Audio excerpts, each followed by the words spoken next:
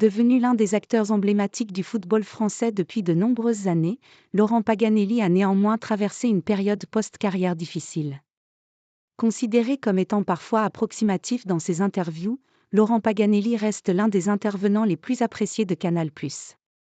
Ses qualités de bonhomie et de répartie font passer en revue ses erreurs de traduction ou son apparente ignorance de l'actualité du football.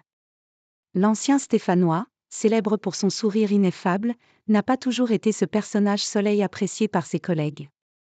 Le natif d'Aubenas a en effet vécu un drame familial, qui a précipité la fin de sa carrière, la mort de son frère. Un décès dont il s'est senti responsable.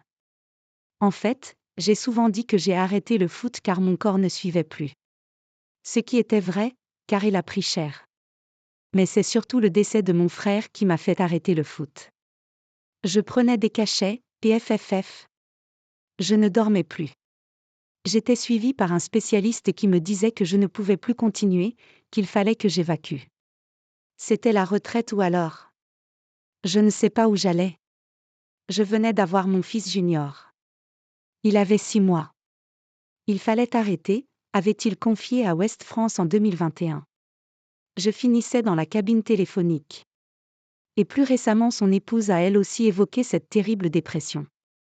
Laurent a fait une longue dépression. C'était grave, grave. 2 ans. Des clubs l'ont approché, mais il ne pouvait pas jouer. Il était à plat. C'était comme une maladie, a-t-elle souligné. Laurent Paganelli était alors au bord du gouffre, psychologiquement mais également financièrement.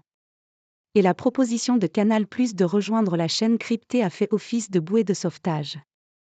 Canal m'a permis de vivre de ma passion. Lorsque j'ai arrêté le foot, je n'avais rien, avait-il raconté à SoFoot, expliquant avoir dû dormir dehors lorsqu'il était sur Paris, incapable de financer un logement dans la capitale. À l'époque, j'étais à la pige, au match. Se faire 1 000 € en un mois était un miracle. J'ai dormi dans la gare de Lyon, au début. On se faisait virer à 2 heures du matin, je finissais dans la cabine téléphonique.